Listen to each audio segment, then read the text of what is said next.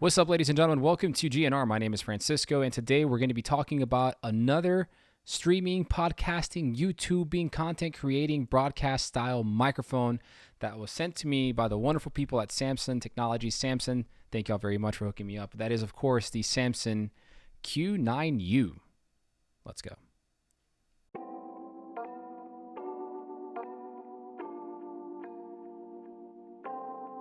This little thing right here is a beast. It is built tough.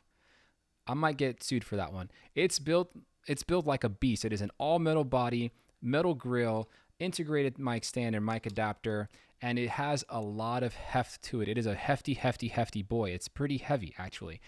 We do have on the rear right here a USB-C connection, props for that one, XLR connection, audio input connection for mic monitoring.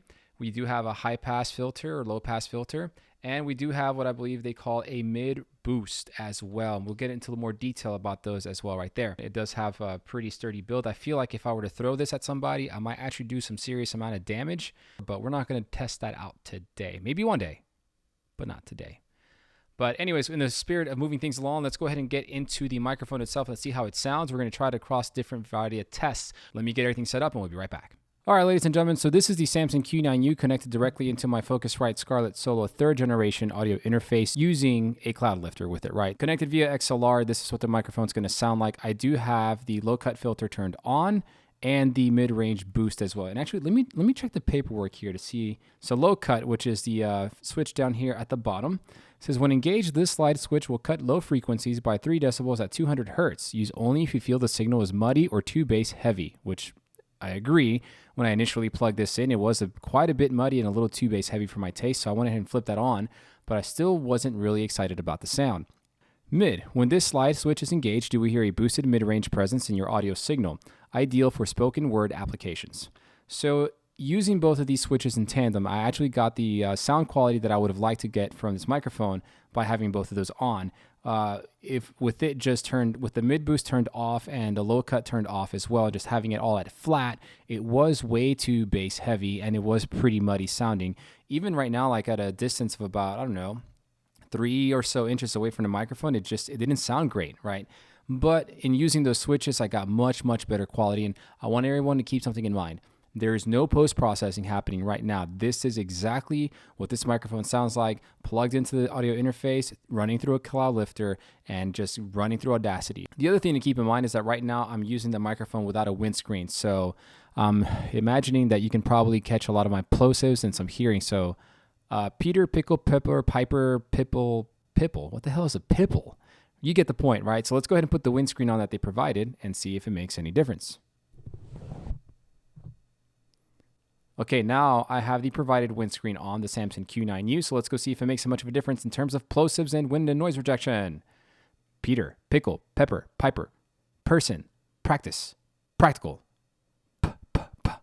I'm actually going to go ahead and leave this thing on. So next thing that we're going to do is I'm going to go ahead and disconnect everything and just connect the microphone, the Q9U, straight to my audio interface without using a Cloudlifter, just so you can get an idea of whether this microphone is going to need the added gain boost that you get from using a Cloudlifter or a FET head. All right, ladies and gents, so now this is the Samson Q9U via XLR connected directly into my Focusrite Scarlett Solo Generation 3 audio interface with no Cloudlifter.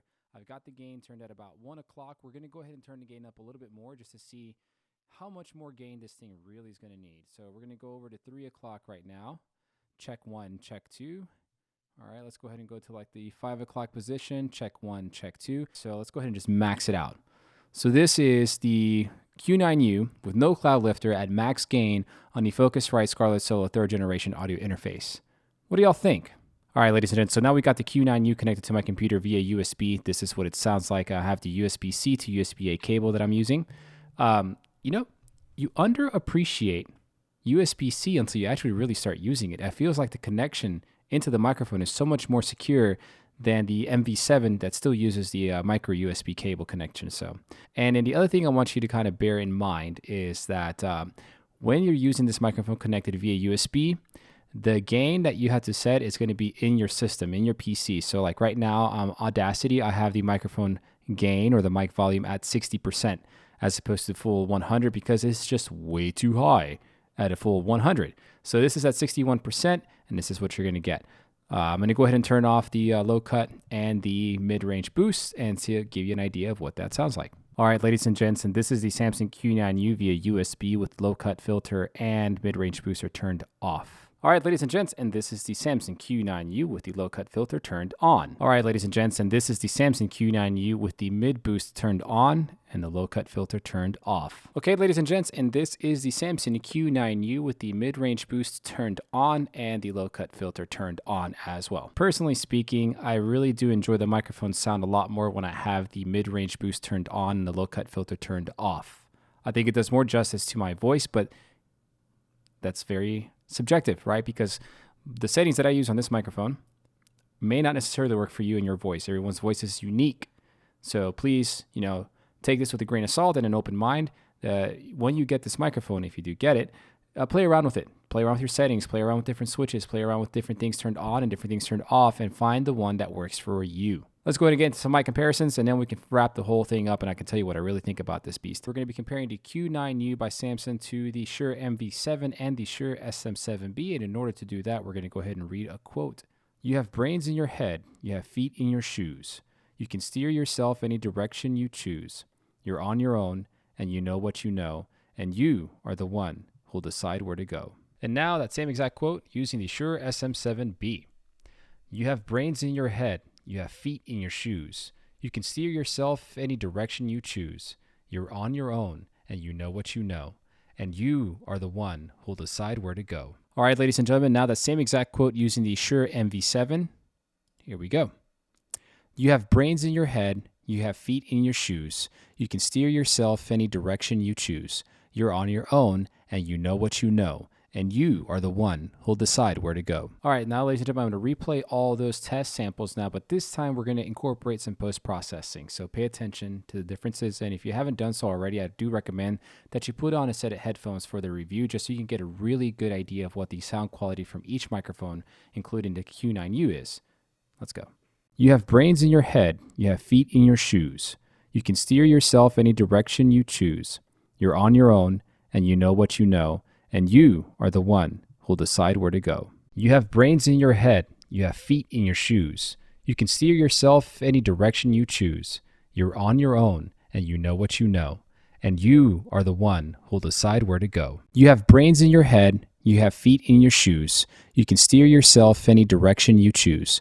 You're on your own, and you know what you know, and you are the one who'll decide where to go." All right, ladies and gents, and before we wrap this up and go ahead and get into our final thoughts on the microphone, we're going to go ahead and test out its ability to pick up noise. Let's go.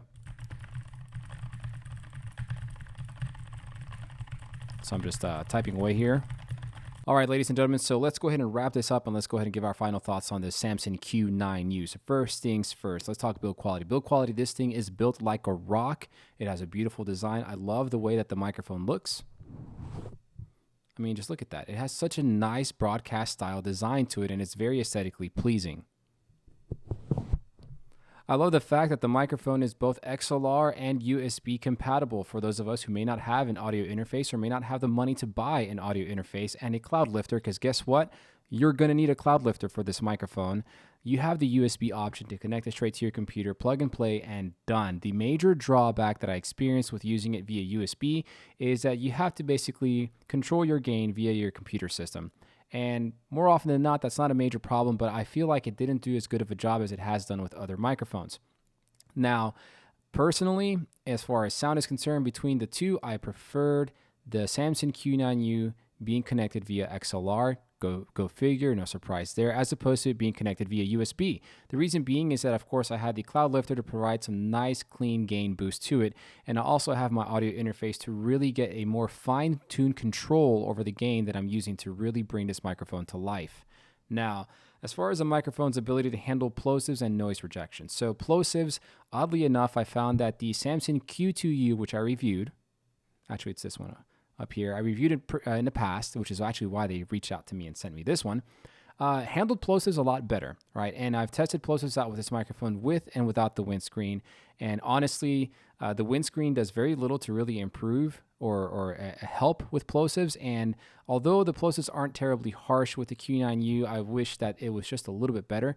But that's something that you can very easily solve by, instead of speaking directly into the microphone, you speak into the microphone at an angle, right? So your microphone is pointed to your mouth at an angle and your mouth is going straight out this way. So when you're saying words that start with P's and B's, like pizza, paper, piper, pickle, pepper, you're not blowing those gusts of wind and those P's straight into the microphone because your microphone is pointed at your mouth at an angle. That's one of the easiest ways to really resolve this issue. Now, I love the fact that the microphone has the ability to engage a low-cut filter, a mid-range boost, because out of the box with everything turned off and everything flat, the microphone sound was indeed way too bass heavy and way too muddy for my liking. But with the ability to switch those on and off in the back, really allows the user the ability to really fine-tune this microphone to their liking. Other than that, the mic monitoring works like a charm. You just simply take a pair of headphones, you plug it in, and you're good to go.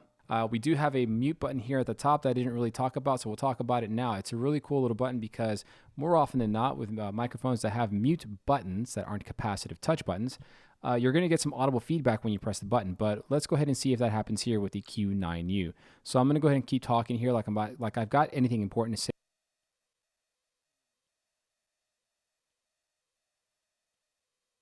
So I'm going to press the button again instead, and you're going to understand and see that there was no audible reaction to me pressing the mute button. I didn't see anything on Audacity, and in some tests that I've done prior to this recording, I didn't notice anything as well, which is pretty nice.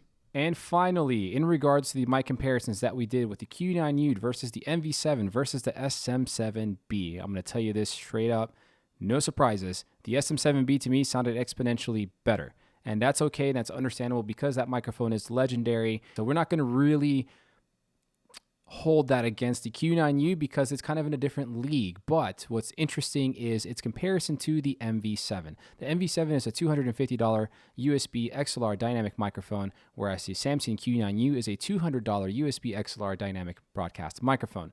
What is the difference really between these two? Number one, the Q9U requires you to have a Cloudlifter or a FET head if you're going to go XLR. Otherwise, you're going to have to crank your gain up really, really high, which means that you're going to be picking up a whole lot of extra noise in your signal that you're not going to want. The Shure MV7 does not require a Cloudlifter or a FET head to really get some clean sound out of it. The Samson Q9U doesn't have any sort of digital LED displays or any sort of digital LED controls. The MV7 does. You're able to control your gain and your mic balance via this LED slider right here at the top. Both microphones have a nice look to them. Both microphones come with an included windscreen, and both microphones have some pretty good sound to them, although I will tell you at the end of the day, I did prefer the way that the MV7 sounded compared to the Q9U, but that doesn't necessarily make it the winner. And here is a couple of reasons why. For those of us who might be starting out, $50 difference might be a big deal. It might be the difference between being able to get a certain piece of gear or not, right? So what do you really get by spending an extra $50 with an MV7? Well, you get some software to really control gain, compression, and do a lot of things that you would do in post-processing. The Shure Motive app does it for you for an additional $50, right? There's a couple of other things, but at the end of the day, I'll tell you this.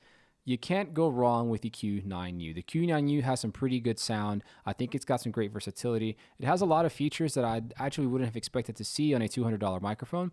I once owned a $230 Rode Procaster, and it did not have the mid-range boost, and it did not have a low-cut filter here. None of these switches existed on that. Actually, the first microphone that I've ever owned that has those kinds of switches is the Shure SM7B here at $400, right? Ooh. Right. So for $200 to have those options actually is pretty sweet. And for $50 less, you're going to get some pretty sweet sound, very good build quality, very good aesthetic quality. And honestly, there is really no major deal breaker as to why I would say don't get the Q9U. So if you're a new and upcoming streamer, content creator, podcaster, YouTuber, and you're looking for a dynamic broadcast microphone, something that will last you a long time, something that will get you started off on the right foot, Samson Q9U, you got my vote. You won't regret it. Hope y'all enjoyed the review. Tell me what y'all think in the comments below. Make sure you follow me on all social media, including Twitter at GNR_Frank. Until next time, be good to yourselves, be good to one another. Peace out.